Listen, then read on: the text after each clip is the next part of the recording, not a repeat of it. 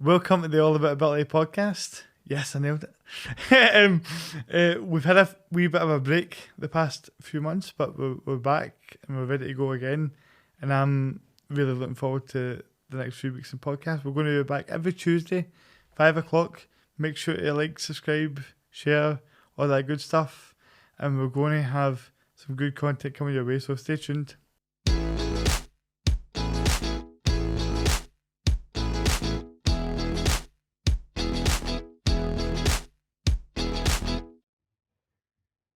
Well, John, welcome to the All That Ability podcast. For anyone who tunes in to this, beware that we're not 67 Hail Hail. It is, in fact, the All About Ability podcast. And I feel like Hamish could learn a few things or two from my beard. Just saying, he could get something like this. Yeah. On the go. I think you could learn some things from both of us. But yeah, you're right. This isn't 67 Hail Hail. This is your All Ability Accounts podcast, and I'm delighted to be here, Kieran, and join you on the show. No, I appreciate it, John. I'm a big fan of your work, and I love watching 67 Hail Hail all the time. And you're one of the most reliable Celtic channels that aren't so, I don't know what the word would be, agitating to watch. You can very to the point, very very likable guys, and it's I been watching it for a while. And it occurred to me that, I've got some reasonably big Celtic news on my own. I wasn't going to start with this, right, but the more I thought about it, people tend to tune in for the first 2 minutes of a podcast and might tune back out and back in again. So I thought I'd maybe kick off with it before we get into the nitty gritty of the upcoming start of the season and Ange, Postecoglou and all these things. But I play a sport called Powerchair Football. And one of the reasons why I wanted to have you on was to talk about this, because obviously you have a big Celtic audience that come and watch you, and very popular guy, John. Yeah, I must admit. Very well liked on the Twitter, which is hard to do these days, mate. So it's getting harder for me as well, mate. Don't worry about that.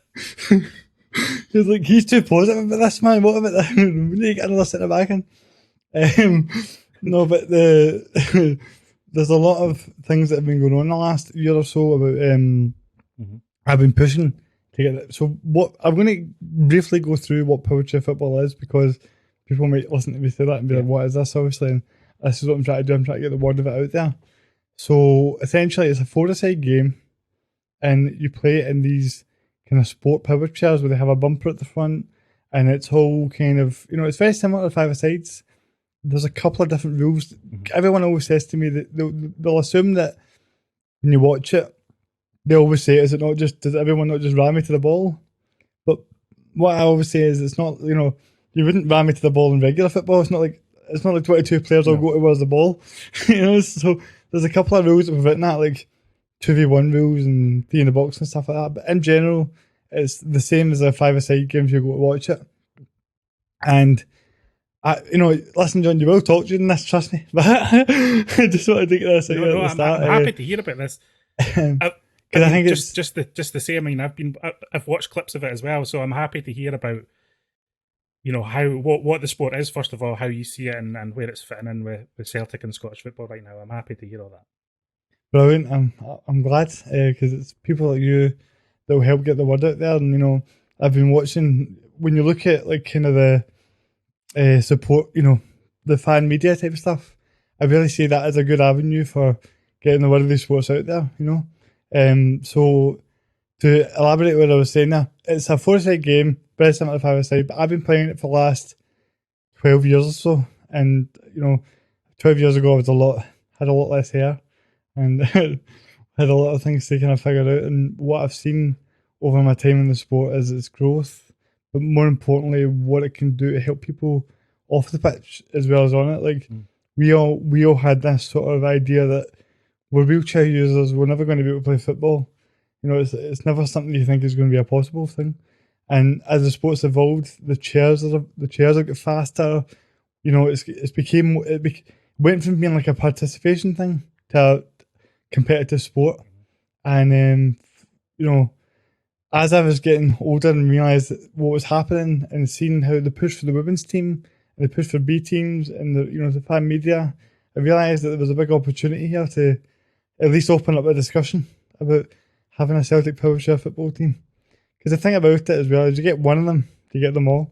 And that for me, one of the big, obviously I'm a big Celtic fan, and having a Celtic team would be amazing for me personally.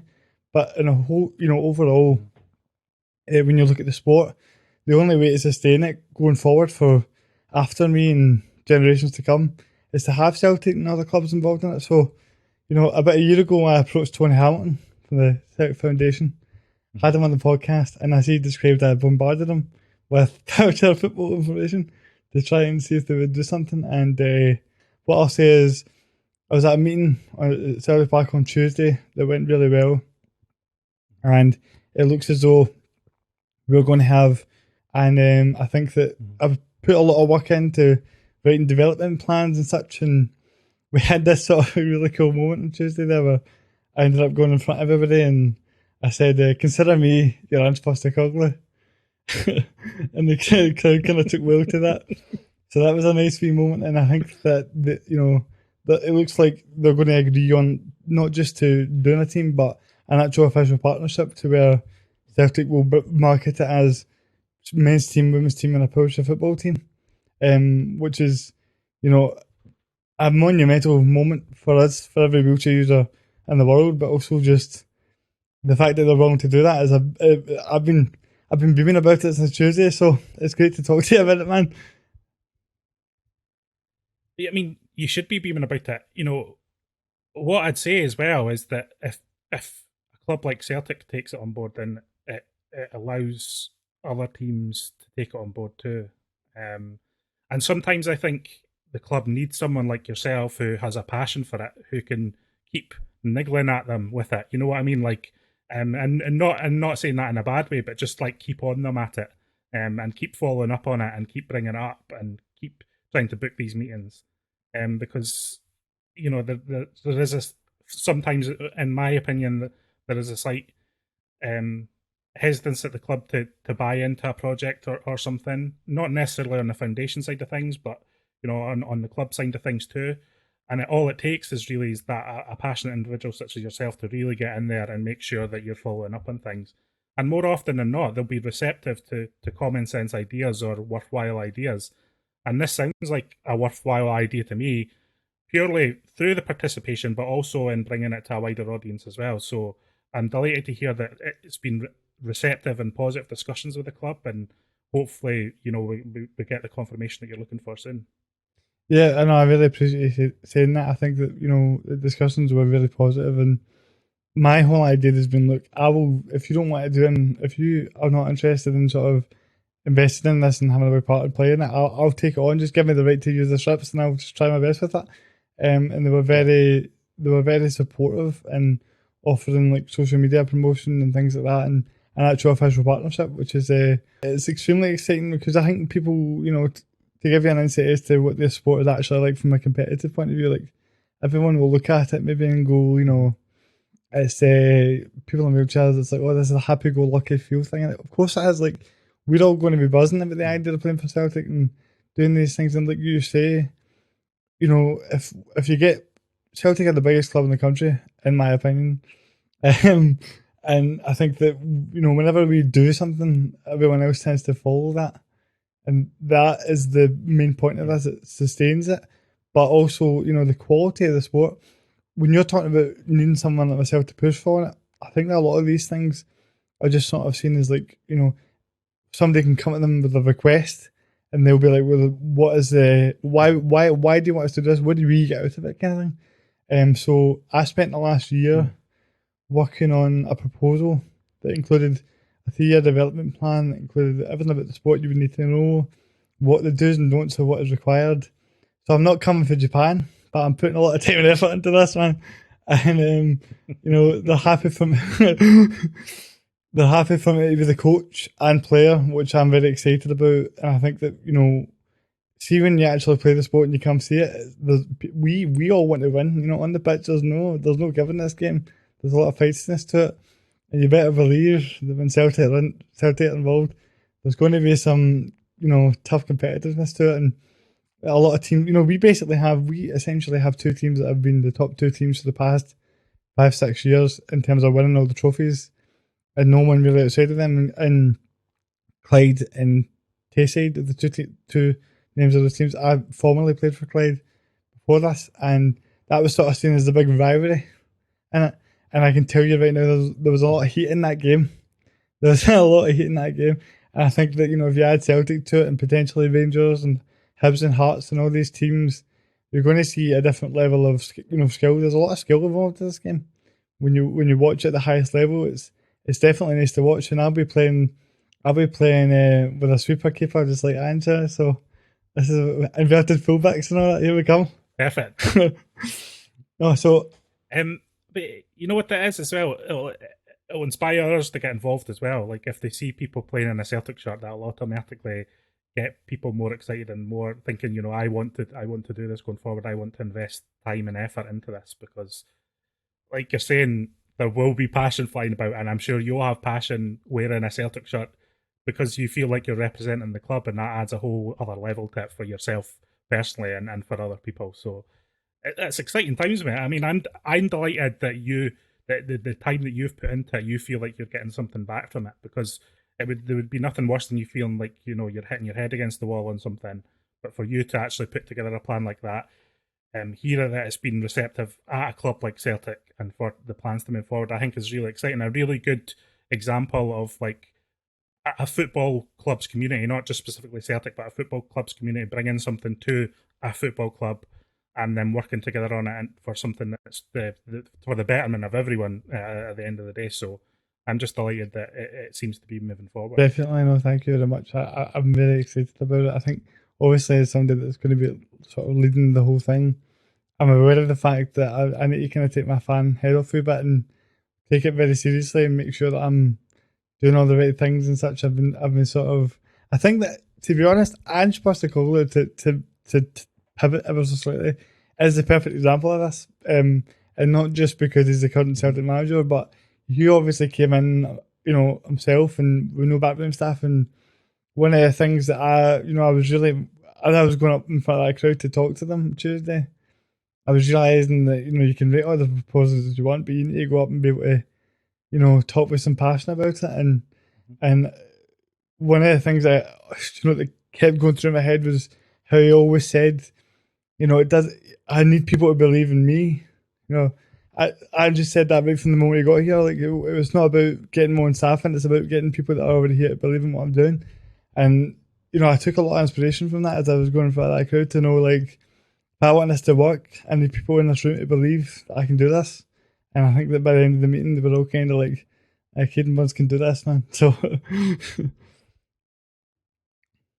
I think what you're talking about with Ange in particular, I think that's how a lot of fans actually feel like. And I'm not saying people are going into their offices and their work and acting like Ange Postecoglou, but what I'm saying is that he speaks sense that people can relate to, and I think that's what's been his big strength.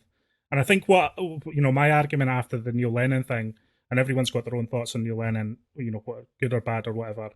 But I think what everyone needed after Neil Lennon left was a sort of guiding figure for the whole football club, but also for supporters, and someone that supporters can buy into. And it feels like, for me personally, that I've been waiting for a manager like Ange to come along and be like this and make me feel like this on a day-to-day basis and for the football club. But I agree that he can be an inspiring character just in your day-to-day outlook on life and what you're up to, or if you're involved in a project or you feel passionate about something. I definitely agree that listening to the manager can make you feel better about things. It certainly it applies to myself as well. Like so you're not alone in that, and he's been some man for that kind of part. I think that's been half the reason he's been so popular since he arrived in Glasgow. I think that there's probably, in my lifetime anyway, there's never been a manager that has related so much to the sport, which is crazy for a guy that was coming from Japan that no one knew about. He had a million reasons to fail, and he came in and he was like, I'm going to win this league. That was something there was something special about that.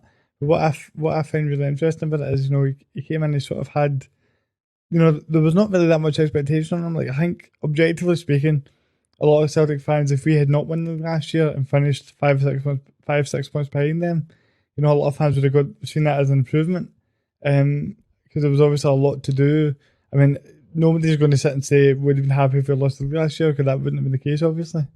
But I think if you look at what he actually took over and the overhaul of the squad and what he had, the number of things they had to deal with, it's funny looking back at it now, this sort of rewriting the history. They had this £25 million budget and they were saying all these, high class players. It's really amazing to watch and the way that he's done that. But now it's kind of, you're going into this season, you're going, there's going to be that bit more expectation, and it's going to be interesting to see how the team handle that.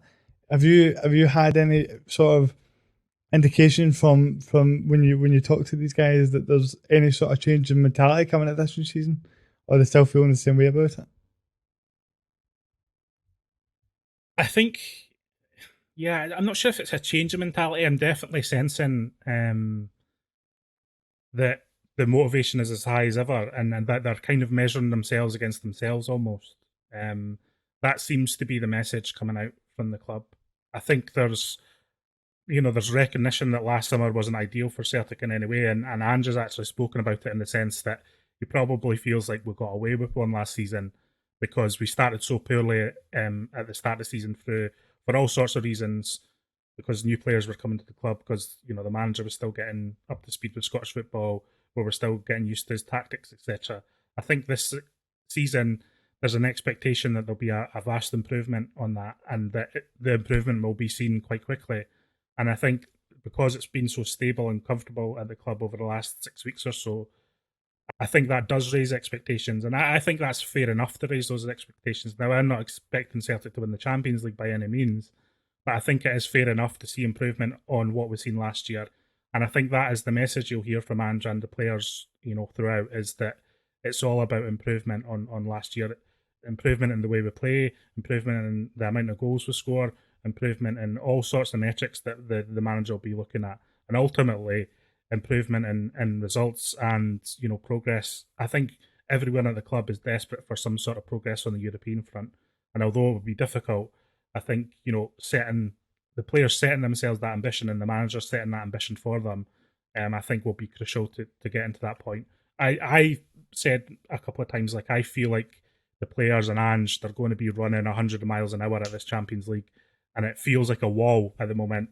But I think they're going to just try and crash through the wall, and whether it's successful or not, we'll have to wait and see. But I'd really think they're not going to be approaching it tentatively. I think they're going to crash into this Champions League for better or worse, and we'll see what happens on the back of it. Yeah, that's interesting you mentioned the Champions League, because I seen that Matt O'Reilly was talking about a wee while ago. He mentioned how they've been specifically working on different tactics for playing better teams, just in terms of the shape and things like that.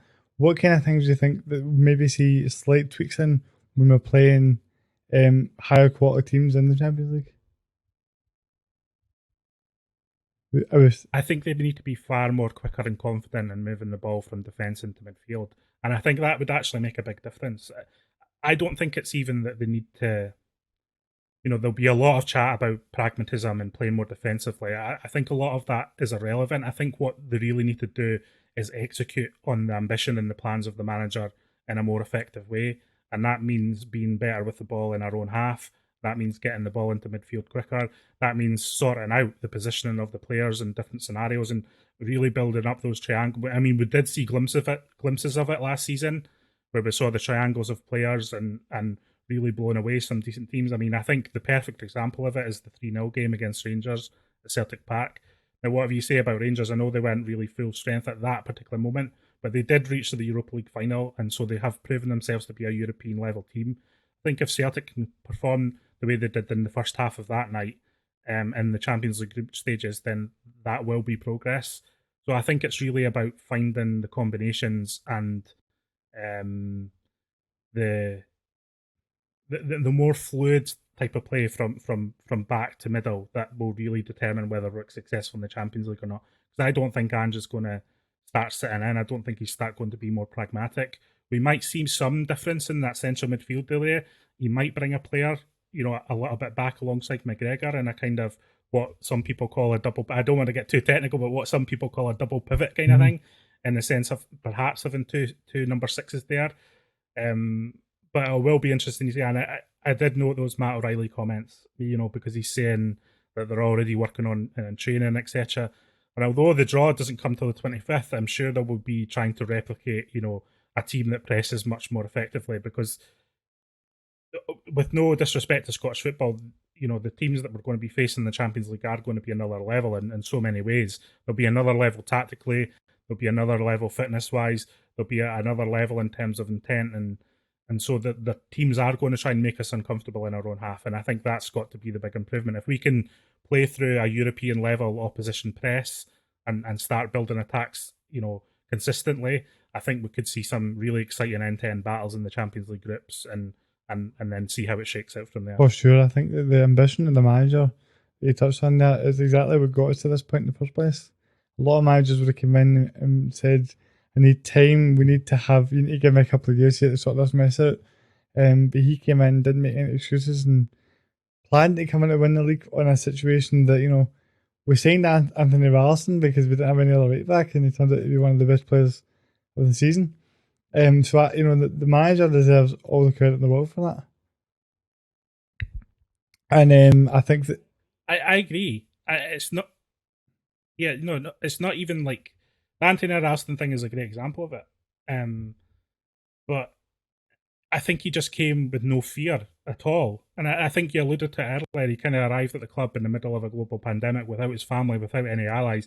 He just arrived with no fear, and I think that has set the tone since. And I think whether it's Anthony Ralston, or even someone like Greg Taylor, who I think has really improved as well, I think he's lit a fire in some of these players that were waiting for a fire to be lit in them almost. And it's the same with the supporters. I mean, we've been desperate to back the team and be excited about the team.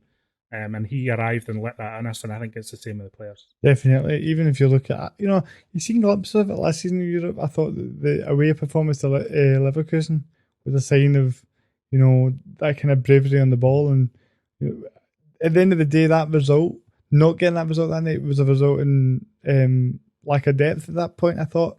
And you look at it now, you go a full pre-season behind us. You wonder what Ange can do with that amount of time with the players. I think that's what's really exciting the Celtic support is, this guy came in with no time and he's transformed the squad. What can he do now that he's had time and he's got the guys in early? And every signing he's made has been signings that he wants, regardless of what the support thinks of it. So there's plenty of reasons to be excited about it. Yeah, I think you're right. There's reason to be excited. And I don't think there's anything wrong with being excited either. Like, I sometimes feel like some supporters, or maybe some even fan media or something, are maybe too hesitant in dishing out praise or excitement. I think it's okay to be excited. That's we're supporters of the football club. We're supposed to be excited about things when things seem to be going well. And I think we can get into and start nitpicking too much stuff, or feeling like we're doing a backseat manager type of job. And I understand that. I'm not saying that. I mean, again, Ange isn't infallible. I mean, he will make mistakes, and Celtic will make mistakes, and there will be stuff to criticise. But I don't think there's anything wrong going into this weekend and this season. There's absolutely no reason not to be excited at the moment, and I think that's a pleasing thing for me. And I think at the end of the day, you've got to let yourself be excited too. You've got to go along with the ride and the journey, and see how it shakes out. And if there's stuff to criticise at the end of it, then you criticise it. But I think going along with the ride is a good stance to take. Definitely, that's what football is all about. You want to enjoy that feeling, and I think that I almost feel as if after the season we're learning, there was this sort of just want to come back and enjoy it. Even right from the start of the last season, everyone, we didn't really know who he was, but they just got behind him through this sort of passion of like wanting it to succeed and wanting to help the manager because he was our guy, and that shined all the way through. I think most clubs would have. I mean, we say this biasly, obviously, but I think that looking at it, most clubs would have really struggled to have that same togetherness with a guy that just flew from Japan that's Australian that nobody knew of. And that was one of the reasons why this worked so well, is that he just, I seen that interview he done where he was talking about the roots of Celtic and how, about immigrants and how it's always been a club for all and things like that. And that is what is the connection for him. So, in terms of modern day football, we can't go out and spend £20 million on a player.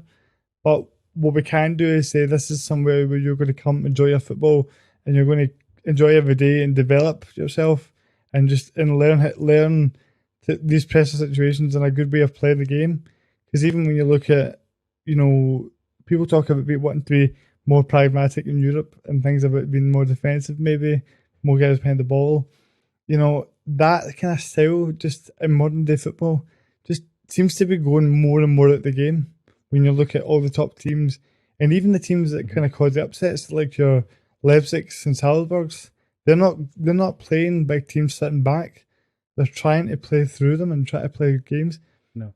So it's going with the times as well and realising that kind of style is on the way out. So it's going to be very interesting to see how it holds up. But I think it's fair to say that either way, we're in for some exciting football. And you know what it's about, and Ange has always preached this from the beginning as well, it's about the players having a connection to supporters. And I think that's something that's sometimes missing in a lot of big teams, or in some of the big teams anywhere around Europe. I know a lot of big teams would kill to have the connection that Celtic have with the supporters, because I think it really adds something to performances. I think it adds something to the momentum of the season and the excitement of it. And you talk there about what Ange spoke about when he first came into the club. He spoke about, the history and the tradition. But I think the big thing for me that he spoke about, for me personally, was he spoke about Celtic being a generational thing and something that's handed down from family members, whether it's your mum or your dad, your auntie or your uncle, or an older, mentor, passing Celtic down and passing the knowledge and passion that someone has for Celtic to someone else. And that's certainly what Celtic's all about for me. For me, it was always about connection with my family and feeling proud and part of something, with my dad and my brother and my uncles and my granddad and my aunties. And I think Ange Postecoglou has always understood that. And the thing about Ange is it's never felt false or fake, in a way that is kind of bullshit in a way that other managers might have in the past. It feels authentic and real because it feels like he's lived it. He was an immigrant to Australia. He did have that connection with his father. Like he has all these things that make him feel authentic and like one of us. It's more, and it's not just, about being a Celtic man. It's about understanding what football gives you as a supporter, understanding what football gives communities. I know we're speaking about the Powerchair stuff, but it's true. Like football gives something to communities. It gives something to different groups of people. And I think that's the big thing for me, Ange, is that he understands that. And that's why I've been happier to go along for the ride along the way.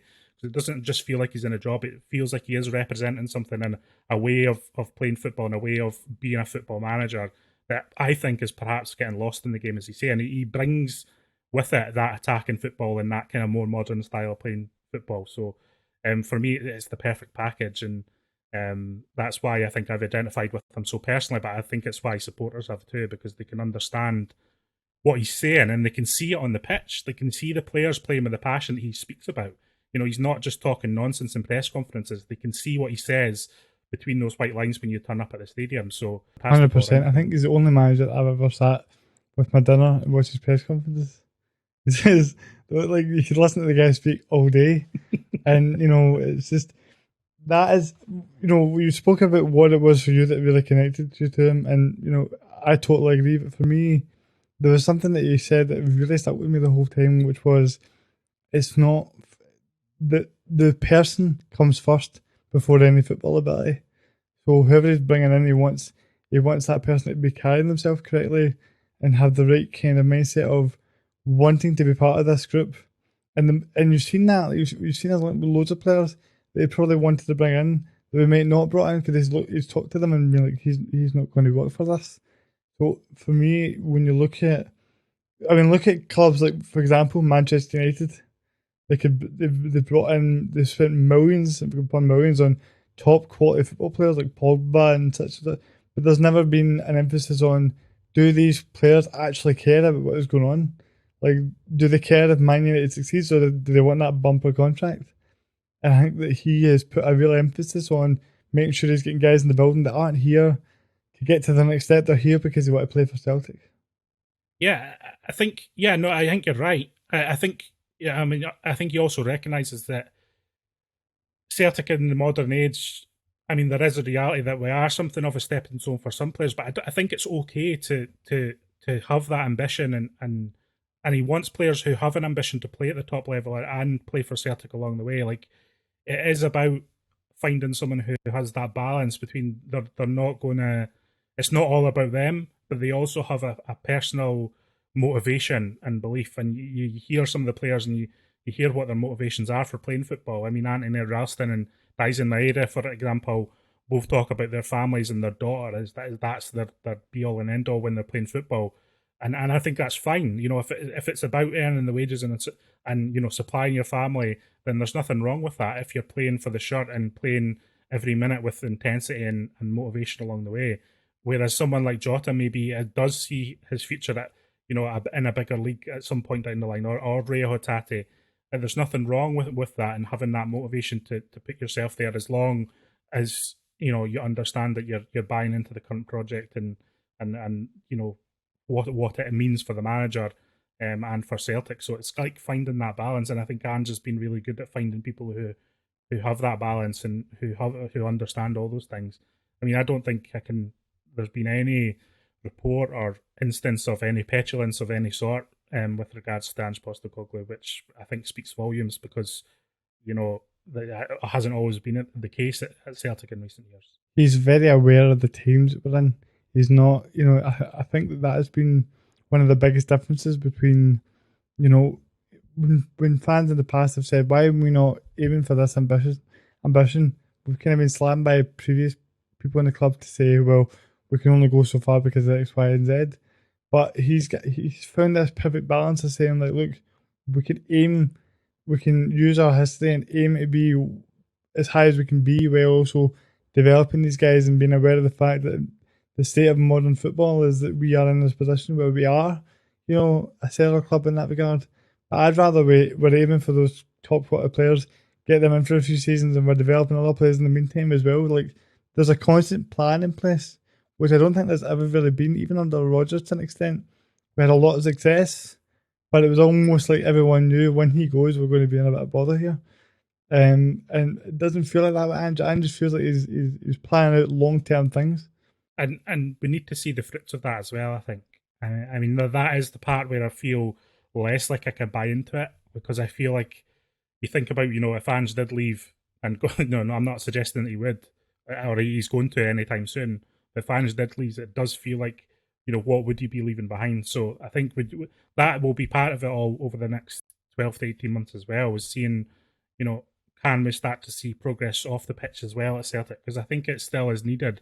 And there was a lot of chat about that when Lennon left, about, you know, what kind of structure we need in place at the club, and what can we do to ensure that the club is in good hands, you know, on a continuous basis, regardless of the manager. The presence of Ange has kind of silenced some of that talk somewhat. And I think, you know, not in a bad way, because I think, you know, you have to feel and trust that Ange is on top of things. But at the same time, you do want Celtic to be sustainable when Ange does leave. So the next 12 to 18 months, and we're all excited about what's on the pitch for Celtic, but hopefully we can kind of see progress off the pitch too, and start to feel more comfortable about what the long-term future of Celtic looks like. Definitely. He does kind of seem like the kind of guy that is at least had that in his thought process as to what is the long-term plan here. You can see that the B team is playing a similar sort of style to the first team, which I don't think we've seen in the past years. You know, there seems to be a clear sort of, if they're going to play in this team, they need to play in this system, which was a lot of the success that, I mean, not on the same level, obviously, nowhere near the same level, but it was the same sort of reason why, you know, Barcelona teams in the past had great success, was through that constant development of young players, while Real Madrid were going out and buying, you know, Ronaldo and such. But I know times have changed a little bit in that regard. But the point is that you can develop these players. The players can be, look at Kane Tierney, and, you know, we have players that come through, but they've very, very rarely had a manager that's given them a chance. I mean, like say Kokomo Dembele and players like that, I think that they, under Ange, if they had been under Ange a bit sooner, might have had a better chance to at least get a idea of what they could or couldn't do. And he seems to really want to give the youth a chance. You've seen that last season, but he put more foot on quite a bit. And I think it was with a player that left for Liverpool, his name's escaping me, Ben Doak. He got some time on the pitch as well. So there definitely is, you know, that kind of want to encourage that. But I just think that last season, because it was everything happened so fast, it was very limited in the case of having those actual options to do that. And so I think that it's going to be very exciting to see, for me, who actually comes through the ranks from the youth and who he can bring through in the next 2 to 3 years as well. Yeah, you're right. And I think one of the actual direct changes that they've made, and Postecoglou's not been the only person who's been handling this. It's been like, I think there's a kind of committee at Celtic with regards to the B team at the moment and like what the future direction of it is. But one of the changes that they have made is having the B team train full time at Lennoxtown, which wasn't always the case. They were training at Barrowfield sometimes last season, and then they were getting called. Some of the players were getting called up during international breaks to kind of make up the numbers. So the B team will be training at Lennoxtown now, I think, full time. That will allow Ange and the coaching staff to keep a closer eye on the talent that is coming through. Another change they've made is they've moved Stephen McManus over to work with Darren O'Day. Stephen McManus obviously built up a relationship with Ange last season as part of the first team staff, knows the expectations of training and at the first team level, knows what is needed for some of these players to make the step up. And I think that was part of the issue last season, was that some of the players that were coming from B team training getting asked to train with the first team, and there was just too much of a gap between the standards and the intensity of training, which led to other problems. And it will be interesting to see what kind of like the next group coming up and how they manage to deal with it. For me, I think looking at the B team at the moment, I'm quite excited about Matthew Anderson, who's like a left back who plays for the B team. He's just been made the B team captain. He actually scored two goals in the Lowland League at the weekend. He's not a goal scorer by any means, but both of his goals came from those central areas of him being like almost an inverted fullback. So as you said, they are playing in the same kind of manner and the same kind of tactics that we see for the senior side. So I think a player like him, who's highly rated, I think, in that setup, homegrown. I believe there was like Premier League interest in him last year that Celtic rebuffed. I think what we can do with him and how we can, build him through the B team into the first team might be quite indicative of the direction of the way it's going. Same for other players like Ben Summers, Rocco Vata. I think these are all players that have been at Celtic for a while now that we might start to see be the next group of players that can bridge the gap to the first team. But, we talk about all this and the intentions are good, but ultimately the proof is in what we see coming into the first team. So hopefully we do see players being able to make a more consistent push into the senior setup. For sure. I think it's interesting that you mentioned a left back particularly, because that seems to be a really important role. The fullbacks seem really key to this whole system. When you look at the whole way we play, it feels as if they are the most important positions on the pitch almost to an extent. And that, going to watch other games, it's incredibly exciting. I want to get your thoughts on some domestic stuff, but before we go into that, I just wanted to kind of go back a little bit, because there was something you'd mentioned when you were talking about Ange there before, about, the whole idea of communities, and how I mentioned the Powerchair Football stuff at the start. Like, one of the things that, as you were saying that, it made me want to touch on this a little bit, because, there's a lot of disabilities and things like that, and people maybe wonder why focus so much on the Powerchair Football aspect. And so it made me kind of want to touch on this whole idea of what is the actual real purpose behind it. And for me, it comes down to hope. And what I mean by that is that, as a young boy going to Celtic Park, my thing was always how amazing, every fan, regardless of their football ability, right? Every fan that goes to Celtic Park has thought, imagine what it'd be like, to play for Celtic, And maybe we've not all had the football ability, right? But we've all had that, imagination, the ability to even at least think about the idea that this is a possibility for me if I really, really wanted it. But when you're in a wheelchair, it's not quite the same thing. And, you go there and you're like, it'd be great. And it's like your big dream, and you think, oh, this is... But then you have this sort of... For a young person, I think we forget, as we grow up and we become adults, we forget about how important the hope and belief is for young people. And, wheelchairs and any kind of disability sort of gets disregarded in that way. But, even if you can walk a little bit, there's still ways of playing football. But if you're in a wheelchair, you go to these games and this is never going to happen for me. Which is a very sort of sobering realisation for a wee kid that wants to dream about playing for Celtic. And for me, it was always like, I went through a lot of difficulties being in a wheelchair, like, and had some things that I had to deal with self-image and stuff like that. I'm still dealing with, but I've obviously processed it to the point where I'm able to talk to you, which is an accomplishment in itself. The famous John Mcginley over here. But no, for me, it's it's about showing that I had this sort of moment as I kind of became an adult that I was like, when we started playing Powerchair football, even when I was 15, 10 years, 10 years ago, I thought, man, one day I'm going to be the guy that pushes for this, because the difference it can make to have for kids of any gender, any age, to come to Celtic Park in wheelchairs and know that there's somebody that's representing them and something that they can aspire to be. The difference that can make, not just in a football sense, but I'm talking about a society point of view, like, even just going to, even just your social circle in school. I went to a mainstream school, the only guy in a wheelchair, and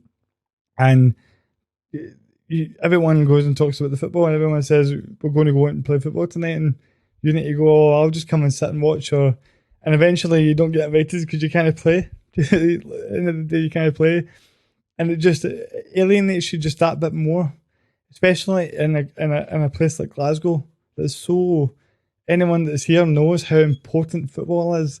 The impact, it's almost more important than see, like, all your politics and all that, to an extent, in terms of just how much it means to people and the passion that people have for it.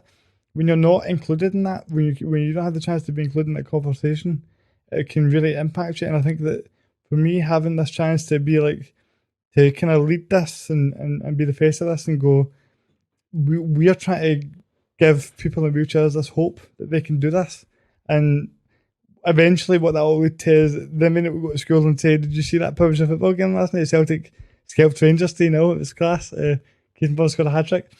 These kind of things, and it's like, you can have, even just, for me, like, even just in schools, you could have, it's an indoor game that's played in an indoor hall, right? You could have you can have Powerchair football sessions where you can play Powerchair football in a chair with somebody that's standing up. I train every day with my brother, who's not in a wheelchair, and we pass the ball to each other and all that. And so it's still, you don't even need to be in a wheelchair to play the game with somebody in a wheelchair, which makes it, the impact that I can have for somebody on a visual, social level, and saying that, look, people see this game and they go, people might look at wheelchairs right now and think there's a lot of difference to that. There's a lot of, we have this sort of, for many, many years, there's always been this kind of, we're weird, they're different, and we have this sort of stigma of, you can't do this, you can't do that. But I think if people could see that from a football point of view, they look at it and they go, wow, maybe they're not so different after all. And the impact that can have on people's lives could be so huge. And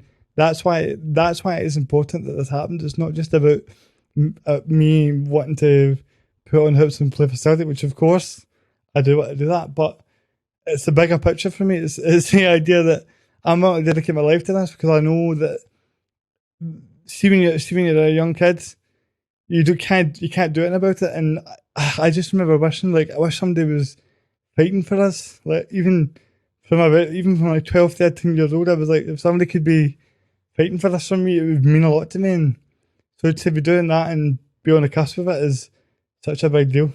So I'm so happy to hear about all that, and I think you're so right about the power of what football is, and the power of what a bonding thing it is, and that can be in any facet of life. And in your specific situation,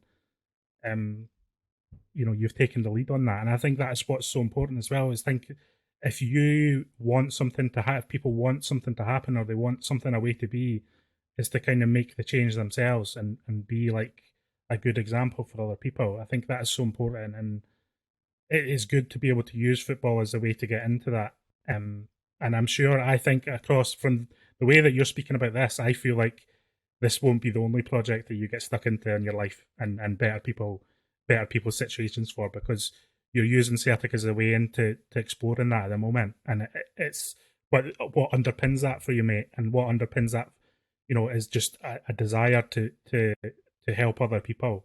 And I think it's fantastic. It's honestly fantastic to hear about that journey, and feeling like at one point you felt like there was a sense of hopelessness almost, and you now feel like you can bring hope to other people. And I think football is so good for that. And I think you're right, especially in Scotland, it's such a fabric of how we relate to each other socially, and even on a family member to family member basis, mate. Like how we relate to each other socially, how we can spend time in each other's company.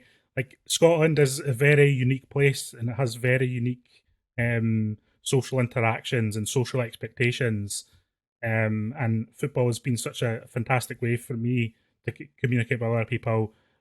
Such a fantastic way for me to communicate with other family members, etc. Like the power of football is undeniable. And again, Ange has kind of reawoken that in a lot of people.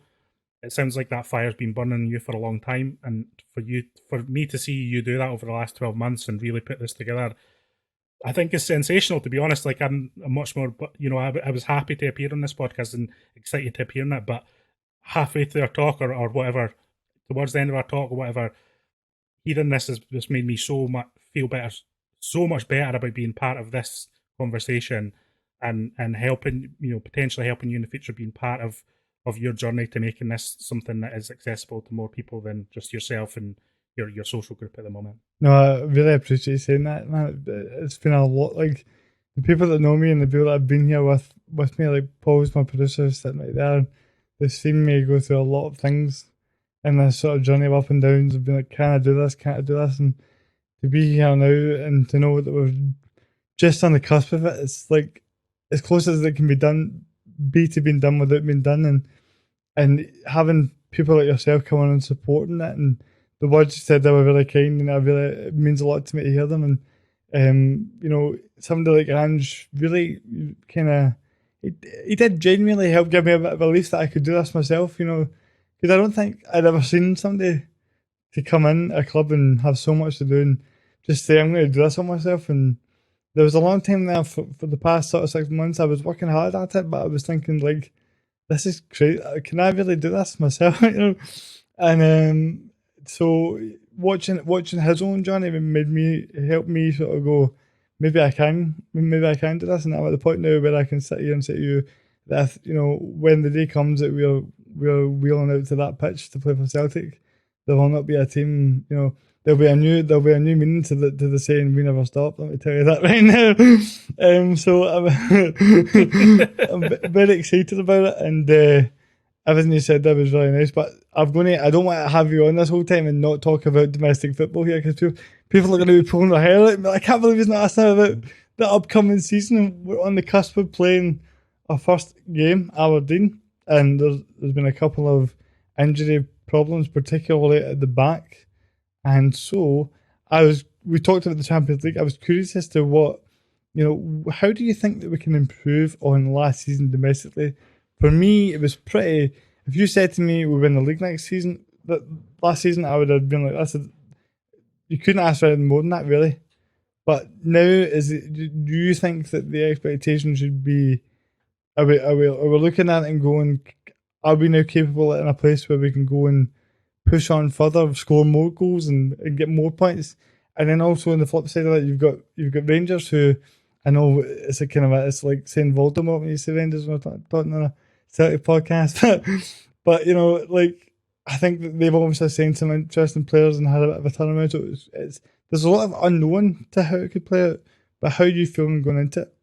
Feeling good, but feeling realistic too. Like it's a strange one, because even throughout last season, I was feeling so positive about Celtic, but I never felt like we were guaranteed to win anything at the end of the season.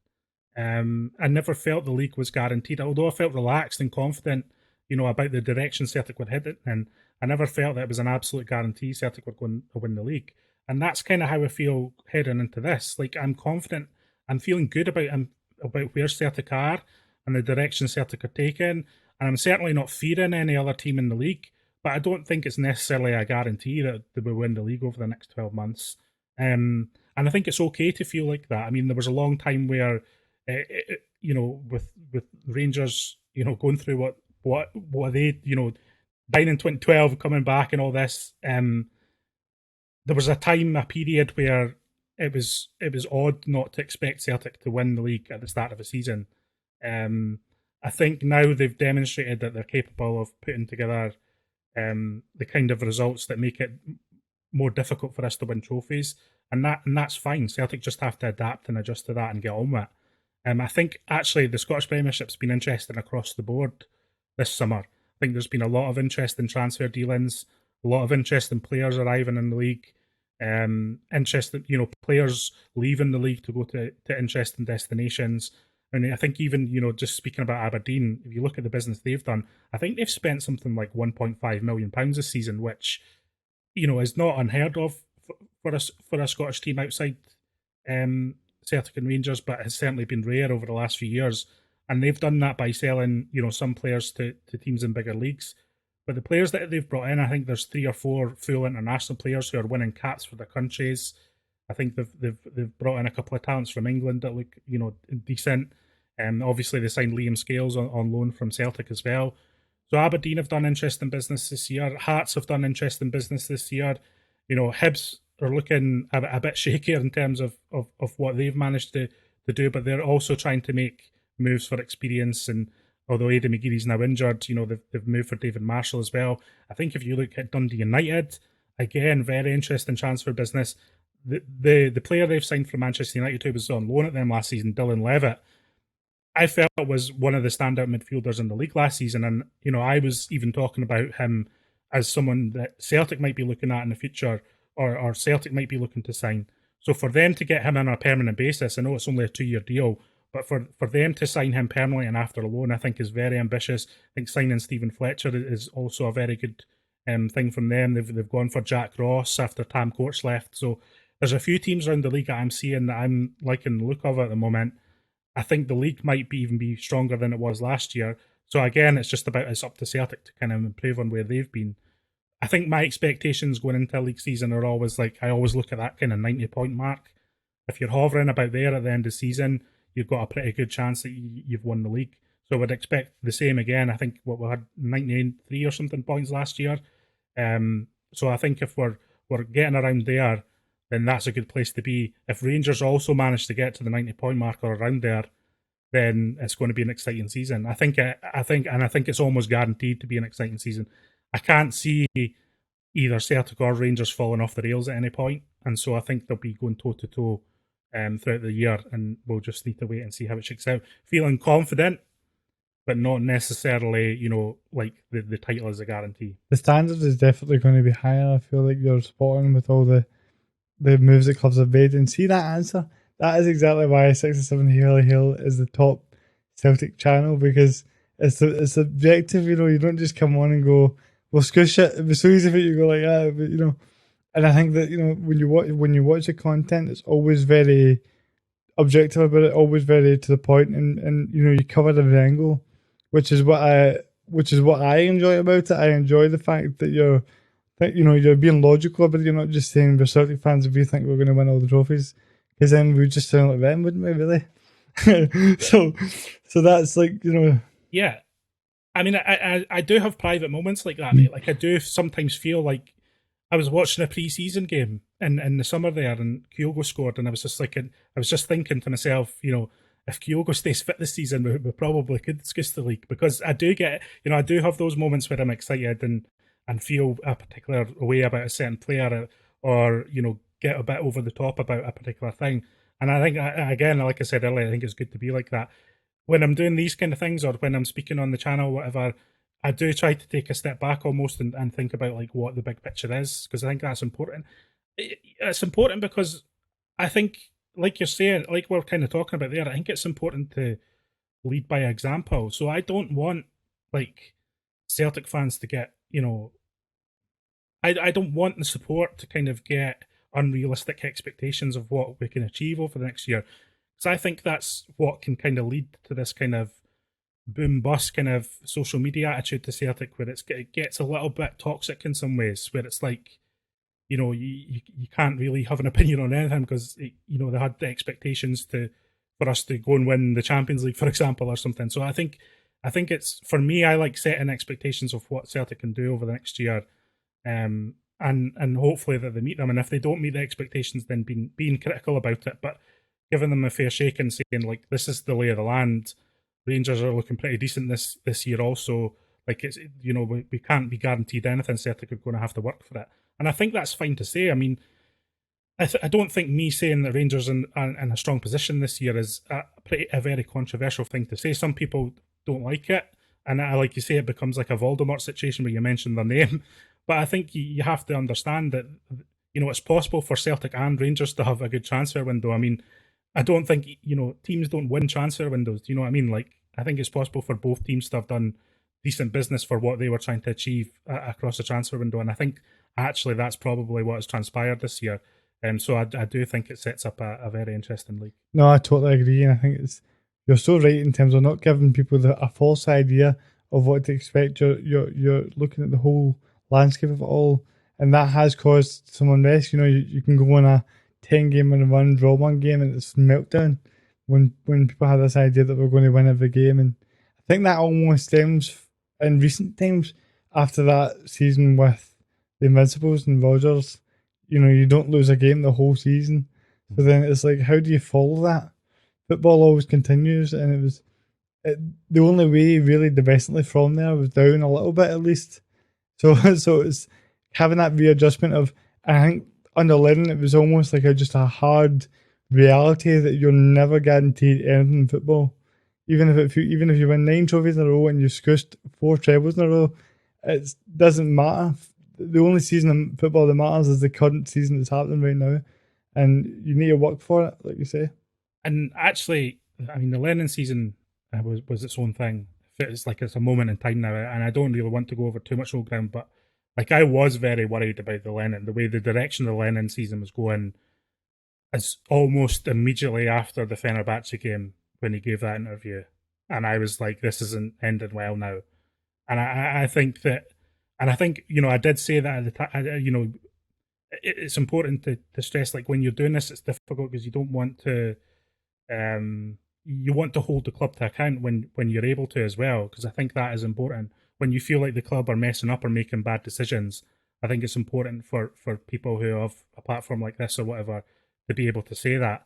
And I think that season was a good example of that. It got a little bit intense and a little bit toxic towards the end. I thought it was weird for me because I felt like there was too many people giving the club credit at the start of the season, and then by the end of the season it had gone too far in another direction. It was somewhere in the middle was probably most accurate. And in terms of like how do you improve on how we felt last year, I think ultimately what you want from your Celtic team is like entertainment and consistency. And I think as long as we're getting that from Ange and the players, then a lot of people will be happy. And then we'll see what we can do in Europe, which is a whole other story and a whole other can of worms to get into, because that looks like it will be much more difficult for the team for a variety of reasons. You mentioned getting excited about any individual players, and it made me want to ask you just to finish here, like I'll put you on the spot here, right? Because I'll answer it as well. But as we look at it now, do you have any sort of inkling as to who you believe could be potentially the player of the season for Celtic? I think a lot of fans feel like this at the moment, but I would have to say I'm really liking the look of Rio Hatate. I mean, I think it's not even just his pre-season performances. I think it's just the way he carries himself when he's on the ball. I think he's actually just really aesthetically pleasing to watch. The way he shapes his body when he's playing the ball and playing the passes, and the way he looks for the people around him. I think it's just a joy to watch. Since I was a wee boy, I've always loved midfield players who can take control of a game, and hopefully that's what Hatate becomes for us over this next period. I think he's probably the player that I'm most excited about at the moment, and who could be our player of the season. But I also think there's just something really special about Kyogo. I do genuinely think he's the best player in Scotland in terms of ability. I think he's got a sharpness and a kind of intelligence to him that just other teams other players in our team and in other teams around Scotland just don't have. Like, he's just got a sharpness. It looks like he's watching the game on another level to other people. So I would be excited to see what those two players could do. But if I had to say one player who I think can push on to have a player of the season caliber season, I would say Rio Hatate. What about yourself? Who are you liking the look of at the moment? Well, I don't disagree with anything you just said there. I think those are the two that come to every supporter's minds. But if I was to go in a bit of a different direction, I would maybe, if I was going to mention two as well, I could go, I think Matt O'Reilly has a lot of potential in terms of being somebody that could really step up this season. I think he showed glimpses of being top class last year. And I think he's almost one of those players where it's like we were very fortunate to get him in the first place. And it's not just the way that he plays football, but his whole personality, the way that he's connected with the group off the pitch. And then also you even heard them talk about, I seen you post about how that the defender we just signed now, Jens, is it? Pronounce his name right? He talked about how O'Reilly contacted him and said, you know, get your agent to sort something out here and get over here. Because you don't do that if you're not enjoying yourself. And I think that he's good enough to where if he's enjoying himself as well, we could really see something special from him. And even just as a guy off the pitch, I've heard really good things from what, you know, in my talks with Celtic and the foundation, how, you know, he is particularly one of the guys that has wanted to help out and support the club in any way he could off the pitch. So I really have high hopes for him as well this season. I would agree with you on that. I think, you know, O'Reilly's looking spot on. I think, the way he carries himself off the pitch is remarkable for someone so young as well. He's obviously been brought up the right way. I mean, he's only 21 or 22, and he just, you know, comes across as a font of wisdom almost on footballing matters and the way he deals with himself. So I would be excited about him. I mean, the players pushing for the World Cup spot, like O'Reilly, the Japanese players, even Aaron Moy, who I think a lot of people have written off early. I think the players pushing for that World Cup in Qatar could be very important for us in these initial stages of the season too. I'm very excited about a lot of individuals, mate. But yeah, definitely the players that we've mentioned here, Hatate, Kyogo, O'Reilly, I think really do look like the standout talents in terms of being able to take their game to the next level. For sure. Listen, John, I really enjoyed this whole chat, and I just want to say thank you for coming on, and I think, you know, hopefully we'll get some fan media coverage of Celtic Powerchair Football team and playing some good stuff, and we can. I'm sure I'll over the next year. We do. Our season starts in October, and the hope is, for me anyway right now, is that we will have a team in the top Premiership for that coming season. So there won't be much time for me to prepare.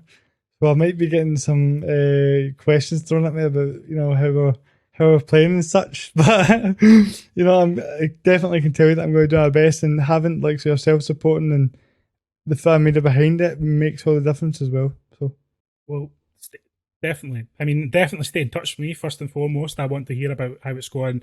I want to hear when you get confirmation from the club. I want to hear about your plans going forward, and you know, I'm sure we'll return the favour and get you on 67 Hail Hail at some point to talk about it when it all becomes more official and you're building up to a season. But this has honestly been one of my favourite Celtic chats for ages, so it's a pleasure to be here, pleasure to be on the show. Thank you, mate. I really appreciate that.